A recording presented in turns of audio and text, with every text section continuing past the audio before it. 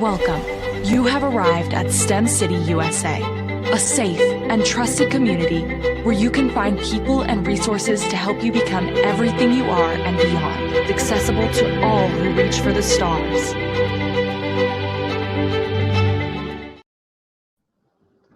Well, good morning, everyone, and good morning, ambassadors. Thank you for letting me start this out this morning, because today, ambassadors, I want to introduce you to the person I consider the lead ambassador. Mr. Goldfield, Burton Goldfield, started out as an engineer, still an engineer, but he not only used his engineering training and his experience in engineering to he has been the CEO for 13 years of a big company. It's all about leadership, engineering, getting everything right.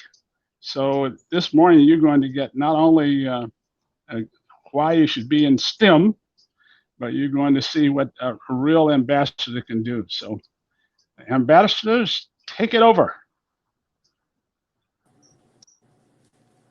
Welcome to the BEYA Stars and Stripes Career Day. My name is Moria, and I am a BEYA Stars and Stripes Student STEM Ambassador. I'm an 11th grade honors student and active in my community in Gainesville, Florida. What is BEYA Stars and Stripes? BEYA Stars and Stripes Career Day was started by a group of retired admirals, generals, and members of the senior executive service to help teens like you and me. This gives kids like us an opportunity to see and be inspired by careers and just understand what is possible for us to do in life. The national chairman is Vice Admiral Walt Davis, U.S. Navy retired. On the second Saturday of each month, we bring you a world-class mentor who will take you into their world and show you what a typical day looks like for them. We have had astronauts, tech titans, and the top woman in cybersecurity in the country. This is your chance to get to know them and see how and why they got to where they are. I also invite you to Washington, D.C. on February 19, 2022 for BEYA to meet these mentors. Now on to Matthew. Thanks, Moria. Good morning. My name is Matthew. I'm an 11th grade honors student in the Washington, D.C. area. Today, it is my pleasure to introduce our personal mentor, Lieutenant General Bruce Crawford, USA retired. In the Army, Lieutenant General Crawford was responsible for the largest IT organization in the world, bigger than Microsoft and bigger than Amazon IT. He is a native of South Carolina and graduated from South Carolina State University. He is a husband and father. Currently, he is a senior vice president at Jacobs Corporation, where he is responsible for over $5.5 billion worth of business assets. Well, Matthew, thank you very much, and welcome to everyone. And just as Admiral Davis said, this is just kind of a one-of-a-kind opportunity to have access for those who are plugged in to really ordinary people, but that are doing people who are doing extraordinary things to literally change the world. And so, in terms of the purpose, this event.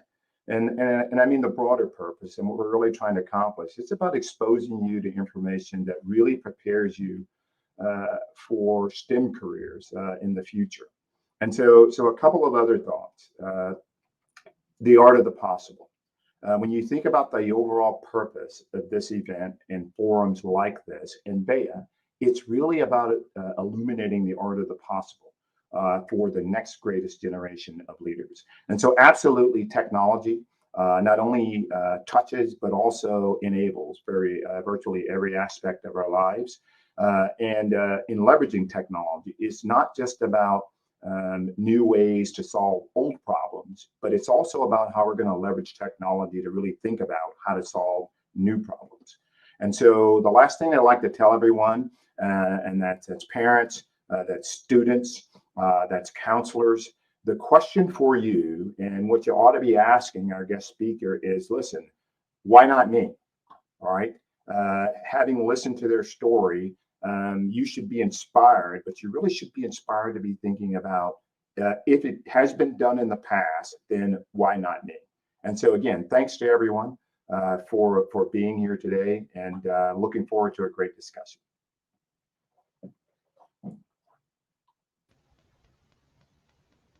Thanks, General Crawford. My name is Salihah. I am a 12th grade honors student in Sarasota, Florida. Today, it is my honor to introduce CEO TriNet, Mr. Burton Goldfield. He is an amazing leader and has led TriNet since 2008. Mr. Burton has transformed the company into a leading cloud-based HR provider and professional employer organization. TriNet's net revenue has more than quadrupled during his tenure. Prior to TriNet, Mr. Burton was CEO at Catera Technologies, a Santa Clara-based SaaS provider to Fortune 2000 companies. Before that, Burton served as a Senior Vice President, Worldwide Field Operations at Hyperion Solutions Corporation and Vice President of Worldwide Sales for IBM Corporation's Rational Software Division. Burton is the chairman of the board at Financial Force. Burton earned a bachelor's degree in biomedical engineering from Syracuse University and an MBA from Villanova University. The San Francisco Business Times has named him a most admired CEO in 2010. BEYA family, Mr. Burton Goldfield. Thank you so much for that wonderful introduction. And I want to start by echoing what General Crawford was talking about. I have been blessed in my life and feel so lucky to be here today to talk to you. And if giving you any insight that will help you would be an honor for me. I was born and raised in Philadelphia, and the most important thing to me growing up was my friends and sports. I also had a curiosity around technology, which in the end led to my career today and the ability to work with amazing people like Admiral Davis and others. The picture you see on the screen is a computer I built in 1968 for a local science fair in my town. Yes, that is me. That's what 60 years does to you. But I was fortunate in that I had a curiosity around science and engineering without any vision for where the world was going. But those tools that I learned at an early age ended up being the foundation for everything I would do in the future. I really believe that you need to have a passion around something. And fortunately, I was able to keep my passion around my friends and yes, sports, but also learn about other things and get deep into the world of technology very early on. I know it makes me sound old, but computers did not exist when I was born. I learned to program computers on punch cards. And what is included in an iPhone today did not exist for over 50 years after I was born. I believe that every one of you needs to find your own passion. And you have no idea where that passion will lead, but the act of learning, the act of growing, and the act of interacting with other people forms you to do what you're going to do. Today, I run a $5 billion company, which I could never have dreamed of back in Philadelphia. The path to that was about the people that I met along my journey, including my wife of 40 years, who was willing to pick up and move from Philadelphia to California, where at the time, most of the work was being done in computers. Mentors are very, very important. My mentor was a Major Glenn Hughes, who I met early in my career, and he taught me so much about the world around me. I had not traveled much. I did not have a really global perspective on what was going on around me. It was about my friends, my family in Philadelphia, in a close-knit community in West Oak Lane. And I met someone who had traveled the world and would help me to understand that there was ways to have much bigger impact than just doing a specific task. Glenn was an incredible individual who passed away a few years ago, but I am not embarrassed to admit that even today, I talk to him on a regular basis in my dreams. He helped me to embrace technology, to use it for good, and to help businesses and people. Today, as I said, I run a company called TriNet. It is a public company, which I didn't even know what a public company was at the time. And we are helping 17,000 small businesses in America. We are helping them with human resources to hire people and give them great work environments. We are helping to pay their people.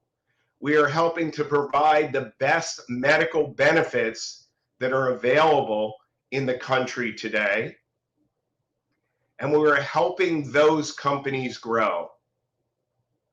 The impact of what TriNet does has never been felt more than in the last 2 years during the pandemic. We connected our small business with government loans, with advice on how to help people even in these difficult times, and how they could prosper even in this difficult environment.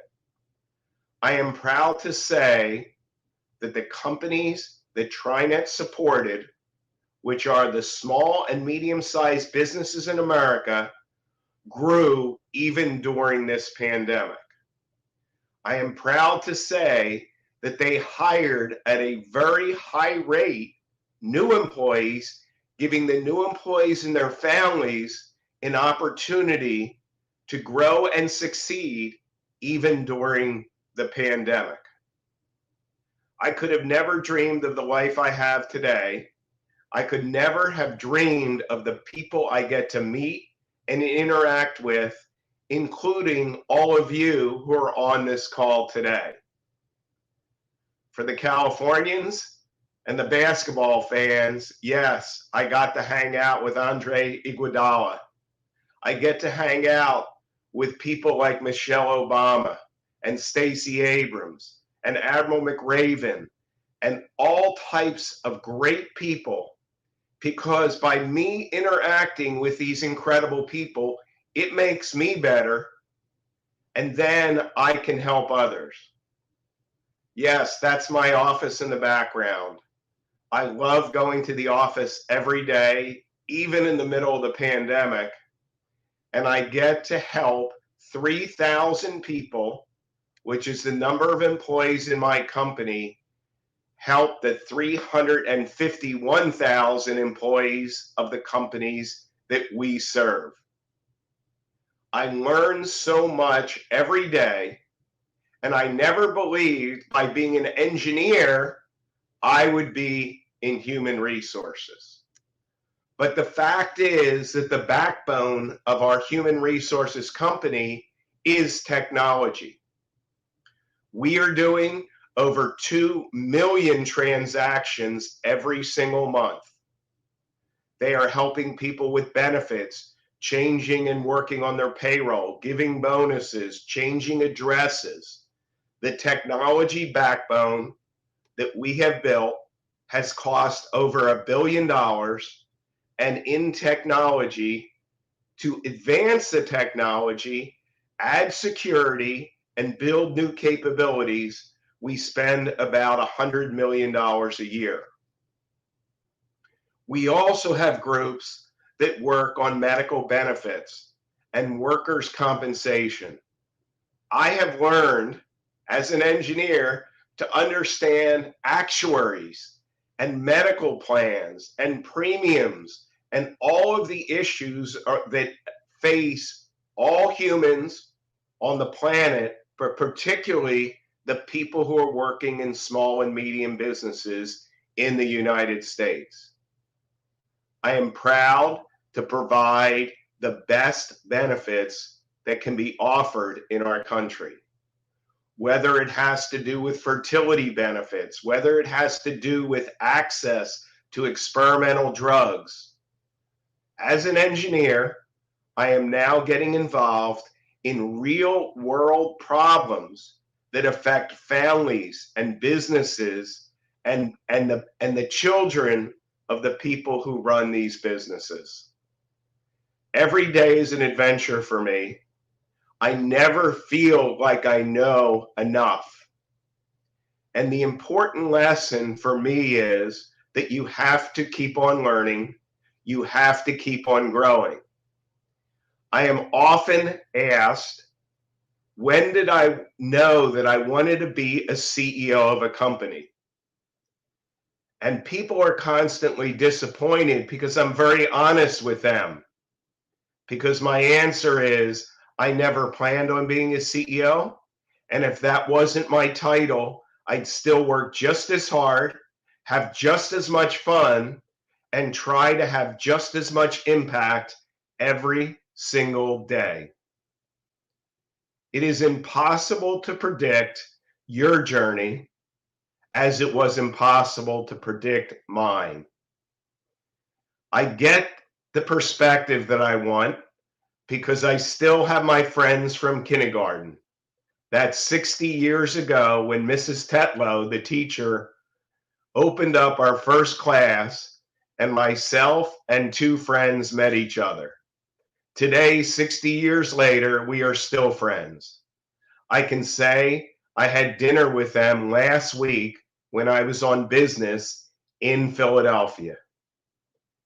It is amazing to see people that you knew 60 years ago and talk about the journey that is absolutely impossible to conceive at that time, and even some mornings when I wake up today.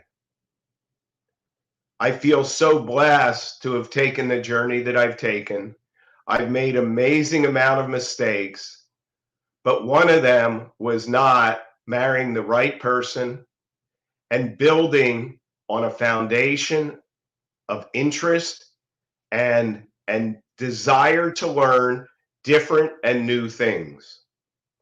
Again, there was no way that I believed my interest in science and math would lead to running an HR company. The probability of where I came from in Philadelphia to do what I'm doing was very, very small and never part of my vision. It was more to surround myself with more good people, like the friends I grew up with, to learn, to grow, to listen, and to give back when the opportunity arose. I am so pleased to be here today. I am so pleased to try to give some of the knowledge of what I've learned over the years. One of the most interesting things I've done is take TriNet public on the New York Stock Exchange. The New York Stock Exchange is a 110-year-old building in New York City, and to me, is the center of capitalism for the world. It was a surreal experience when we took TriNet public in 2014. It had been an 8-year journey to take TriNet public, and the company has grown from about $100 million to now $5.5 billion. I plan on keep going to $10 billion. Why? because it gives more people opportunities. It lets me interact with more amazing people. Yes, that's my team in both pictures, then and now. The picture on the right was we went back to celebrate the anniversary of the bell ringing.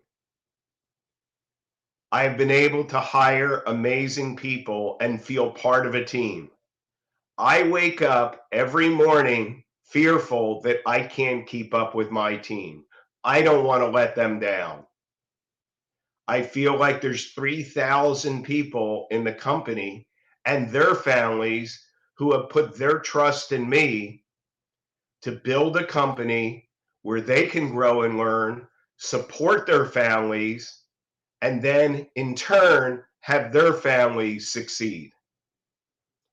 Building skills all the way through your career is a very important part of learning. Some of those skills come easy, some come hard. I have a problem with languages. I've gotten a chance to travel everywhere in the world now as a CEO. Unfortunately, my language skills are very bad.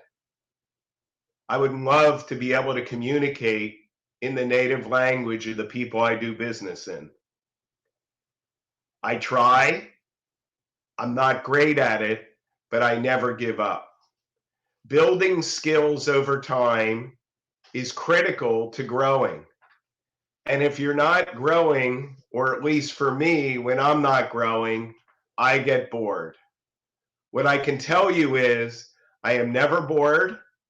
I am always fearful because I don't want to let the people around me down. The people that I care most about is my family. The hard part, and the family on both sides. So on the right is, believe it or not, a business meeting in Disneyland. Yes, we have fun on business. On the left is my son and my wife of 40 years. Finding that balance, having friends and family and support systems around you is very, very challenging because work is challenging. It doesn't stop at night. It goes 24 hours a day. One of the things that my wife tells me all the time is, I'd rather have you a very small portion of the time being very happy as opposed to having you a larger portion of the time being unhappy. I am very happy with the choices I've made. I am very happy and blessed with the opportunities I've been given. I ask you all to consider the choices that you make. I believe that the foundation that I have in science and math has been the bedrock that has allowed me to leverage technology into an industry which you would not normally associate with technology. My background in computers has opened the doors to numerous possibilities for me. I have now found my passion helping small businesses grow, watching owners of businesses succeed and take care of their families, and deal with some of the most difficult issues around medical care and helping families get the care that they need for their employees and their children.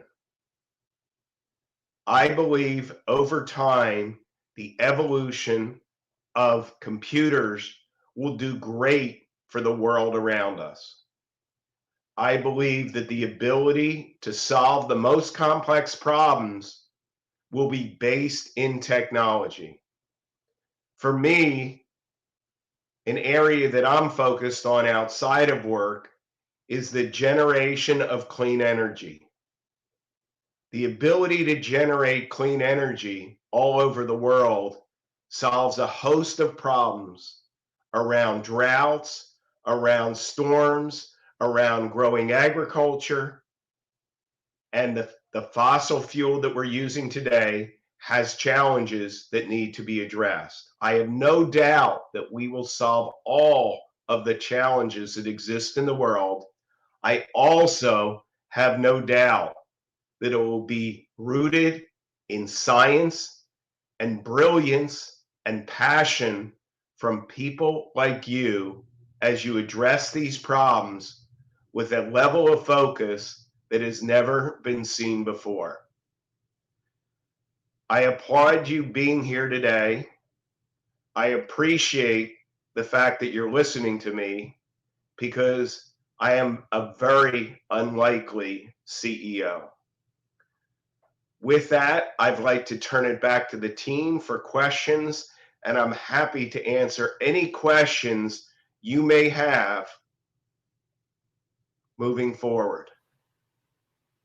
Thank you. Good afternoon. I'm Savannah, an 11th grade student from Sacramento, California. And after hearing Mr. Burton's passionate and absorbing story, we will be diving into a Q&A to hear more about his life and to hear why he made the decisions he made. So the first question we have is, we hear a lot about the cloud. What is it and what impact will it have on our lives as Generation Z?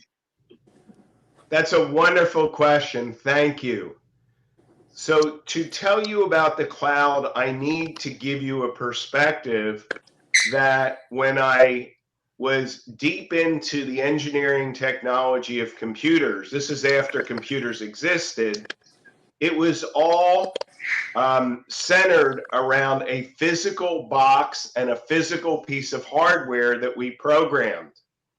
To get that piece of machinery to be a computer, it took a tremendous amount of software and a tremendous amount of tools to build before you actually built the application that you are seeing on your phones today.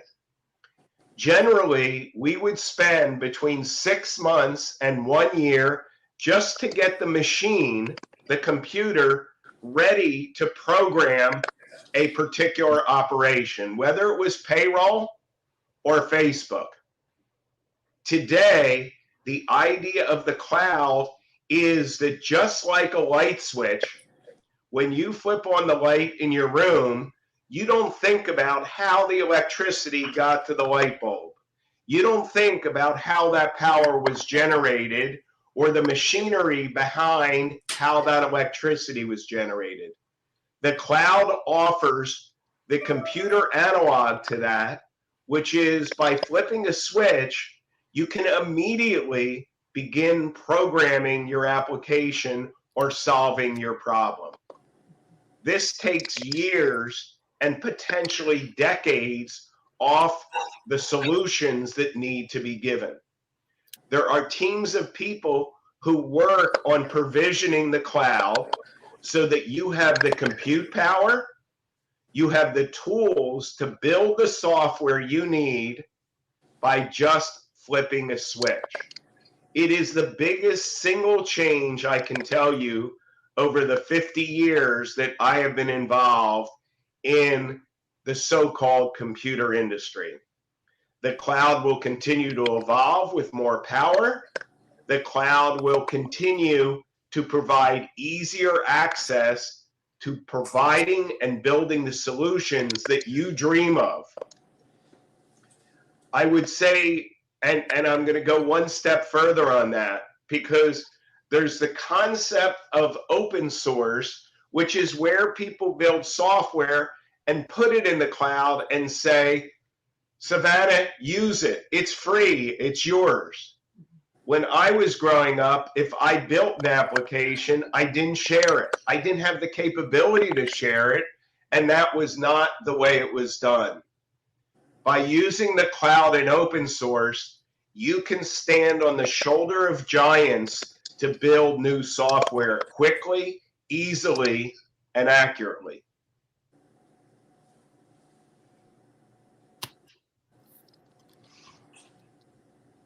That's amazing. Thank you so much. And now the second question is, what has your career path been? That is a great question. My career path has been saying yes to good opportunities with good people. If I have done one thing right, it has been to get involved with people who cared about me and wanted to see me succeed. And by getting involved with people who cared about me, I built the trust in them and I gave my best efforts. The career path for me is having a family that was willing to support me as we took the scary move from a town, Philadelphia, where I knew everybody, to move to California, where I knew nobody. The career path to me was trying hard every day and understanding how I could help the team around me. My belief is if I could help other people be successful, I would be tremendously successful. Counter to many people today, title never mattered to me. I took opportunities at lower titles in different opportunities because I believed I was with the right people and I trusted that they would take care of me. I have, deep respect for people who have to extract themselves from situations where they're not in good business situations. I have been very lucky, and my career path has been meeting great people like Admiral Davis, who cares about me, who has helped me be successful, and I try to return the favor for others. That's been my career path. I Hi. love to hear from Moria, would you like to answer, to ask the next question? Hi, this is Moria again. What or who is your why for your career path? So the who is my family and honestly the human condition.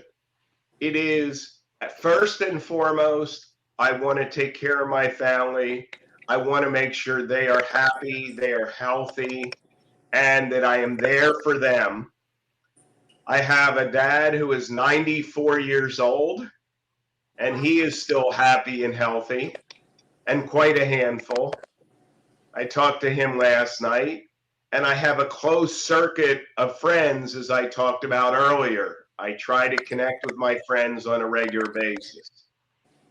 At a higher level, and being totally honest with the folks on this phone, I am concerned about the world around us.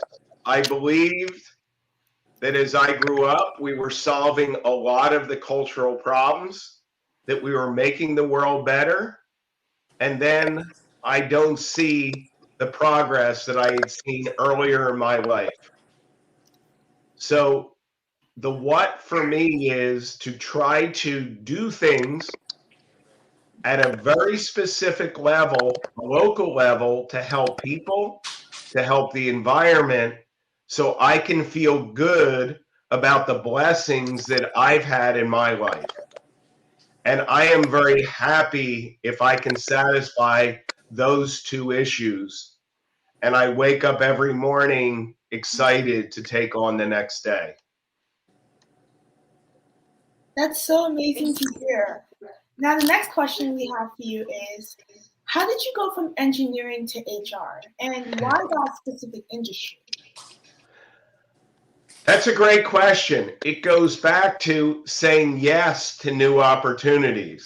And you're asking a wonderful question, because we're with a group of people here who are interested in engineering and computers. I have to tell you a story. Many of the people that I respected advised me not to go into human resources, begged me not to, quote, leave the computer industry, because I was at IBM and I was at another software company called Rational and Hyperion. And they said, you are a computer guy, you're not an HR guy. And it was a tough decision that I made, my wife and I, to go into the HR space. It was a very small company, but I liked the people and I liked the idea of helping small businesses. Prior to that, we were building software for companies like American Express and JP Morgan and United Airlines, and there is nothing wrong with large companies. But when I got to spend time with small companies that were in the nonprofit space, that were curing cancer, that were building great software, and I got to meet the CEOs and founders of these companies, I went against the popular opinion of the people that I respected. They said I would get bored and I would be back in computer software within 2 years. 14 years later, we have created a company worth $7 billion. All they can say now is, you were right, Burton. It was an instinct. It was a feeling that I could get excited about this. I don't know whether I would have continued to be getting excited about building software for large companies. Again, there's nothing wrong with it, but this allowed me to find a new passion in my career to go from engineering to HR. I was offered this job by somebody I had known for many years. They asked me, or I asked them, why would you want me in HR? I know nothing about HR.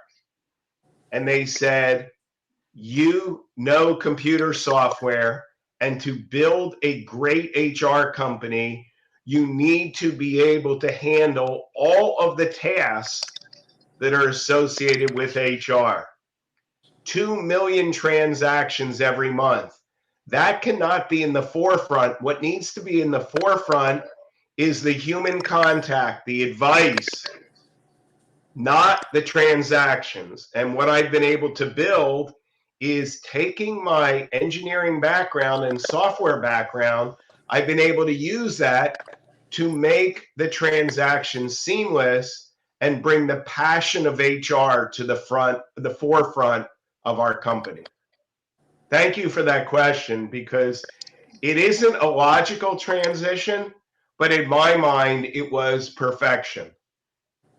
That's incredible.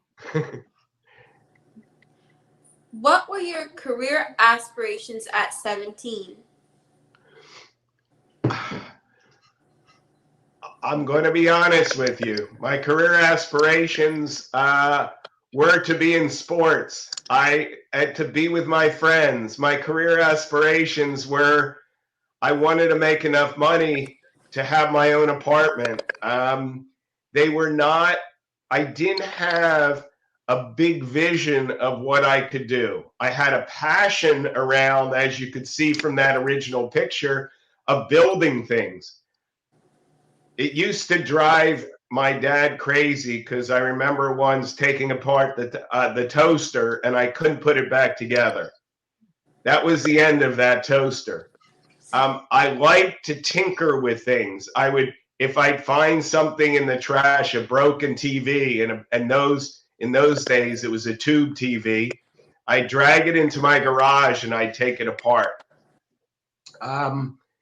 But I don't remember having big aspirations. I do remember having passion. I do remember having passion, again, around friends and sports and technology. But I don't remember, it wasn't like I want to be a CEO or I want to do something particular. I just wanted to be a normal kid, and I wanted to be able to support myself. I have 2 brothers. I'm the middle child. Some people say the forgotten one. I just wanted to be happy and healthy. And honestly, my friends and sports were the things that I was passionate about at 17. Honestly, I Thank still you. feel like that's so incredible because you're able to translate your passion into the thing that you're most passionate about later on when you're able to find what career you wanted to do. You're still able to translate that passion into your career. So that's incredible. And Thank you. the fifth question we have is, when did you first begin to feel like you were actually making a difference with your job? Wow. Again, this is a really great question and good advice as you seek your career. Early on, I was with this company, a software company called Rational Software, and the two founders, a gentleman named Mike Devlin, who was out of the Air Force Academy, and Paul Levy, who was also out of the Air Force Academy. They picked me to be part of this small team building some very special software for the military. And they made me feel important. And by making me feel important, I worked even harder. Again, I have friends for life. I still talk to Paul and Mike even 22 years after I left their company. So I began feeling a difference in my job when I met Paul and Mike, the founders of Rational Software, and they took me under their wing and gave me the accolades and the encouragement even when things did not go right. The company almost went out of business in 1989. I'll never forget. It was Christmas Eve, and we had not sold a single product all year. And we looked at each other and said, so we are going to go a year without having a single sale, and we are almost out of money. And I went to IBM, and it had to do with the air traffic control systems that were being built at the time with government support. It was the FAA, Federal Aviation Administration, AAS. It was air traffic control systems. And I flew to Washington, and I sat down with IBM, and I explained the problem. And the day before Christmas, on Christmas Eve, they gave me an order which kept Rational Software going. And it was not me, it was the support of the people at Rational, Mike and Paul and others, and the belief by IBM that I would make good on the promise that got us the order in 1989, the day before Christmas, to keep Rational Software going. We sold it to IBM, ironically, that's 12 years later, for $2.2 billion. Thank you. What big problem are you trying to solve next?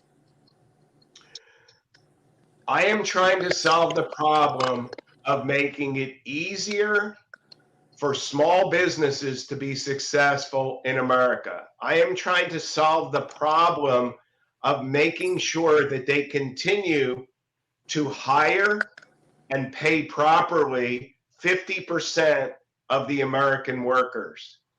I am trying to help these companies grow and stay compliant with the complexities around the small and medium businesses that they face with the federal laws, the state laws, the local laws. The laws in California are completely different than the laws in Florida. We have to navigate the difference in those laws.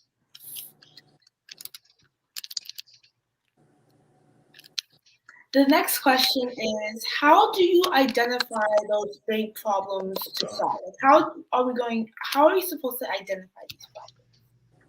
You guys are asking really great questions, by the way. Thank you. I am interviewed all the time, and I don't get questions as good as the ones you're asking me.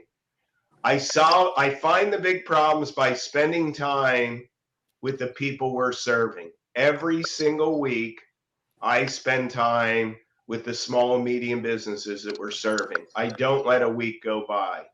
Every week I spend time with people that we want to have as customers.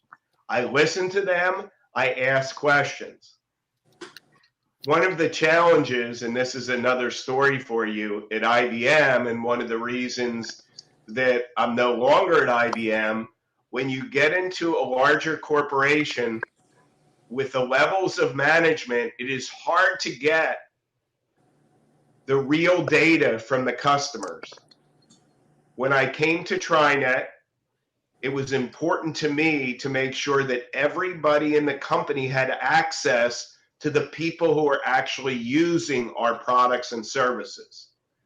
I identify big problems by talking to my customers. Thank you. How do you find new talent? Do you have an intern program? We have an intern program. I welcome you to the intern program. So I'll tell you a little bit about how I think about talent. I have a model that has worked for me for many years. So when I hire people for core values and motivation. Most people hire other people for knowledge, for skills, and for experience. So if you take those 5 attributes, core values and motivation, knowledge, skills, and experience, I generally hire differently than most people hire. Why? Because at work, I can give you knowledge, I can help you to obtain skills, and by working with me, you'll get the experience. I cannot change a person's core values or their motivation. You both had brought out earlier that I am obviously very passionate. I wake up motivated every morning. I can't make you be motivated. I cannot change your core values. And it's not a right or wrong issue around core values. It's whether they fit into the culture of the company I'm building. So I do hire differently. I hire for core values and motivation, not knowledge, skills, and experience. And there's many interviews out on the web that I've done, and I've gone into more detail about that. But I do have an intern program. I encourage you all. We hire about 50 to 60 interns a year. And I believe we're building a great company with a great culture. And what is your intern program's name? I don't know my intern program's name, but if you send me an email, I will find out what that name is and connect you with the right people. It's amazing. Trey, would you like to take question number 9?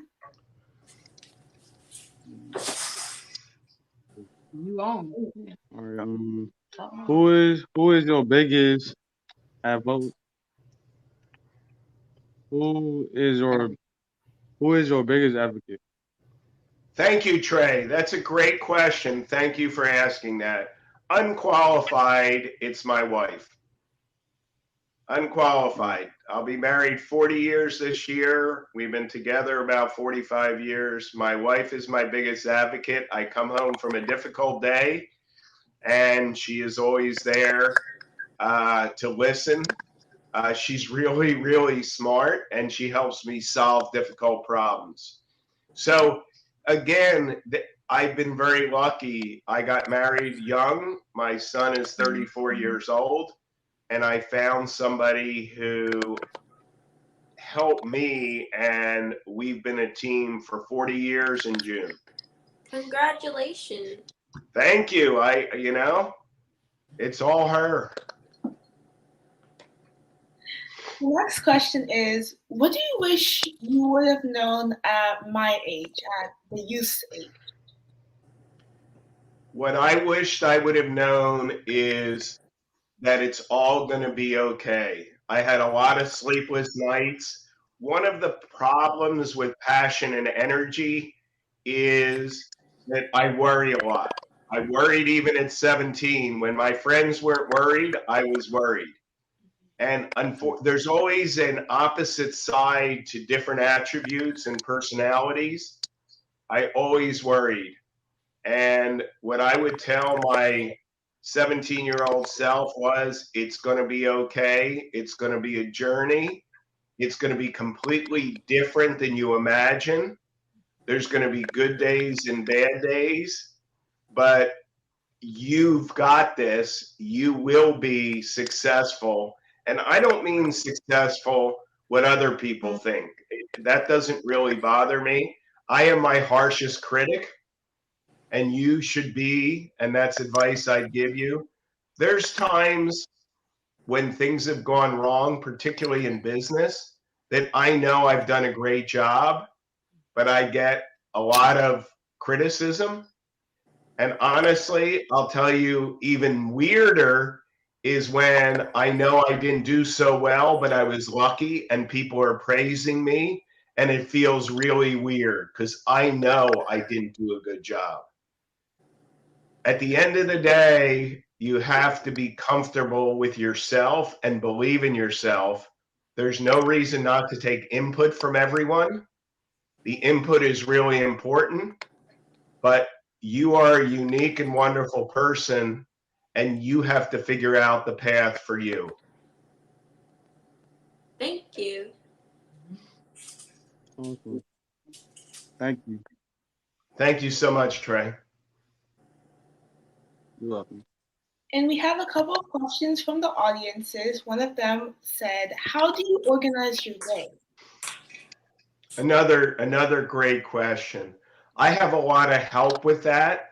I have an amazing assistant, Maureen Clevin, who's on the call today. We have been together for 14 years, and she helps me organize my day. We try to take notes on what happens, and we follow up on everything. I am honestly a morning person. I wake up very early. I go to the gym 3 days a week because I need to stay physically healthy.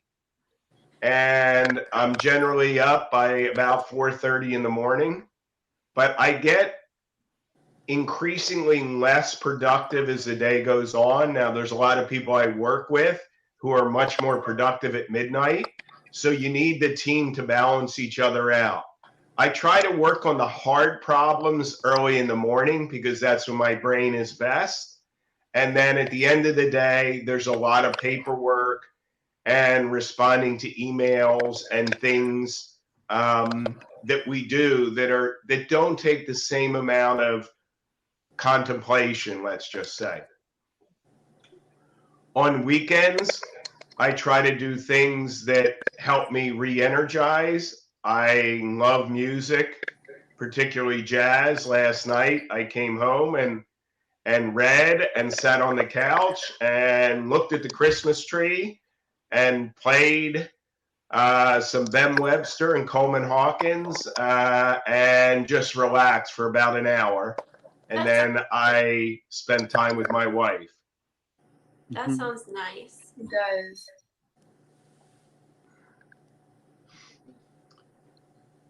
Another question says, how do you keep developing yourself? Do you have a plan? I don't have a plan, honestly. I keep developing myself by keeping up with the great people I work with. To grow a company, particularly in today's environment, you need to keep reinventing the company. The company did not grow from doing the same things over and over again. So the way I develop myself is by solving hard problems and working with my team on complex issues. I would like to say that I have to invent those complex issues, but they hit me in the face every single day. So I find that by staying engaged, by taking on different opportunities, as was mentioned up front, I am now the chairman of the board of a software company called Financial Force, and I am helping them to grow and become a public company. There may be another picture of me on the podium of the New York Stock Exchange over the next 3 or 4 years, not as the CEO, but as the chairman of the board.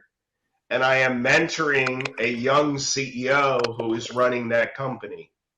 I develop myself by helping him because I learn more about my own journey, and I learn how to take what I know and apply it to another company by helping him grow Financial Force. I love that you just continue to just impact the youth by continuing. You just decide that you just don't stop, and you're like, I have to continue doing this and this, and you do that by connecting to the youth, and that's amazing. And the last question we have for today is, what is the secret to remote work? So you've left the hardest question to last. I am a people person. I like seeing people in person. You are much more adept at what we're doing right now. I am so uncomfortable on Zoom. I would rather be in the room with you. And I know remote work is the future, and that's one of the things I'm growing to learn about. I drive my team crazy, Savannah, because I go in every day and they just can't figure out why, because they'd much rather work from home. I am learning. I will grow. I will get better at it. But I think the secret is to know the people you work with. You have to care about them. I mean, I have a whole theory on trust, and trust is built over time. And trust has two aspects to it. I won't do it justice in the next minute, but there's two aspects to trust. One is, which has been so important in my career, that I trust the people I work with care about me as a person, know me well enough to know what I care about, and can help me be successful. The other side of trust is that if I say I'm going to do something, I do it. And building, meaning if I say something will be done Friday, it's done Friday. The problem with remote work, and what I am struggling with, I don't have the answer, is how do you build deep trust when I can't see you in person? I think it can be done. I just don't know the answer to that. So I don't have the answer to all your questions. I think they're great questions. I appreciate all of you. I know that you will do great things in your life, and I know that the basis of technology will solve many of these issues. And I wish you all just tremendous success. And if I can ever be of help, you can find me. I'm out there. You can LinkedIn with me. This is something I am passionate about, to help people. Thank you so much, Mr. Burton, and thank you so much for this enriching Q&A. Hello, on behalf of the BEYA student ambassadors, thank you so much, Mr. Goldfield, for sharing your career with us today. Our next Career Day event is Saturday, January 8th. Save the date, everyone, and we will see you there.